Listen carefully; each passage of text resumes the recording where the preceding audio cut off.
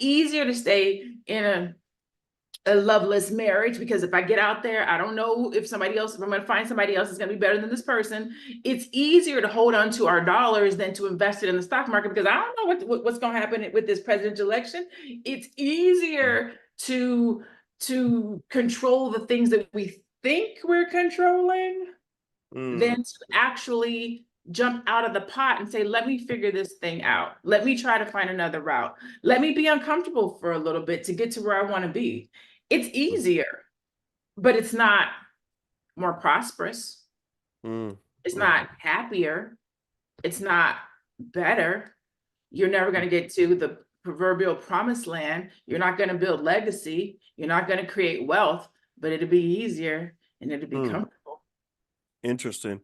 You know, they always say that your wildest dreams live right outside your comfort zone. You know, and I think that if we can have strategies to convince ourselves to take action, that would probably be the pathway to really realizing a lot of our dreams.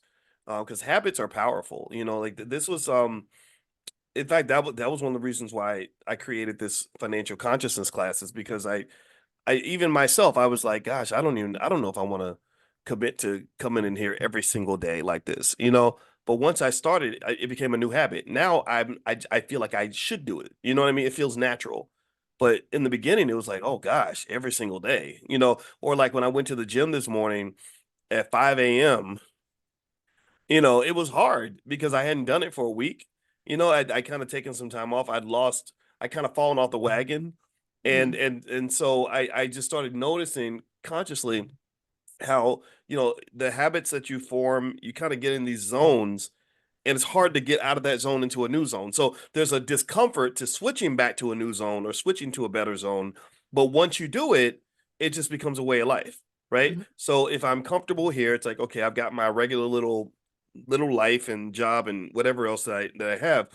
But if I just say, you know what, let me just commit 30 days or 60 days to going in a different direction, what you'll find is you'll just have a whole new way of doing things, or you'll be exposed to new possibilities that you hadn't thought about, you know.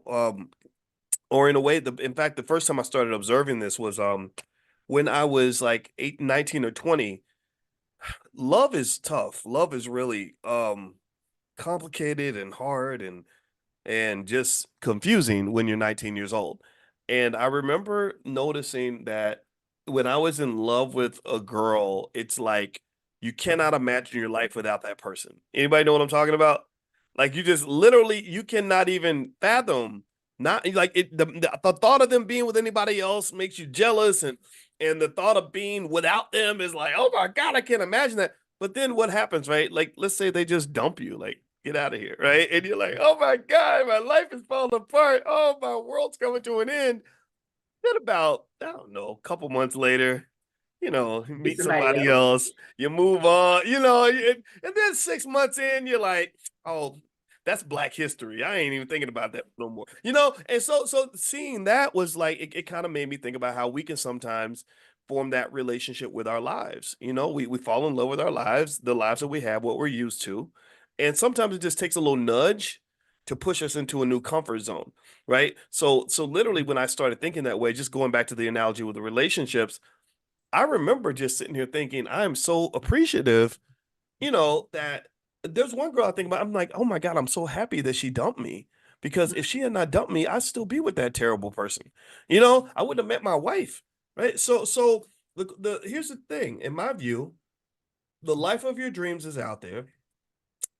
If you can't break up with your current life, then you'll never get to meet that life. You know, and how sad would that be for you to die without you having connected to your soul or your soulmate or whatever it is, right? Your soul is out there. You know, you doing the work that you are connected to, that you care about, pursuing your purpose, that's out there somewhere. That reality is out there. And I encourage you to go pursue that.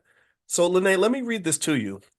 Oh, you said you had something to say? I was about to do this is not a shameless plug, but it is a shameless plug. I'm looking at my book right now. I Uh-huh. have a chapter here that says, stop cheating with your past. You can't commit to your future if your Ooh. past is your side chick. Oh no. Oh hmm no.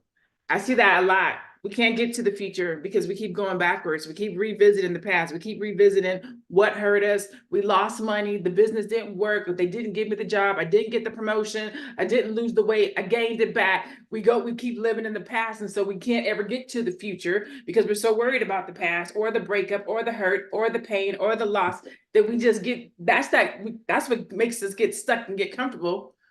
The hurt, the pain, the frustration, the what didn't work, the what if, the what. Okay, like we got to move forward. We got to move forward. You can't keep cheating with this side chick. The side chick is the past. Build a future. Step out of faith. You can make whatever you want. It doesn't have to be that. Like what you were saying a minute ago about the strategy. The thing that I see the mistakes that I see people make is planning versus strategy, and really understanding the difference between a plan and a strategy. Whether they say when you fail to plan, you plan to fail. I say if you don't have a plan that has a strategy attached to it, you're still going to fail. So just having a plan is not enough. You planned to do good in this relationship and it didn't work. You planned to lose weight, you did, and you gained it back. Planning is cool, but if you don't have a strategy to reinforce that plan, you just end up stuck or you end up in the same way.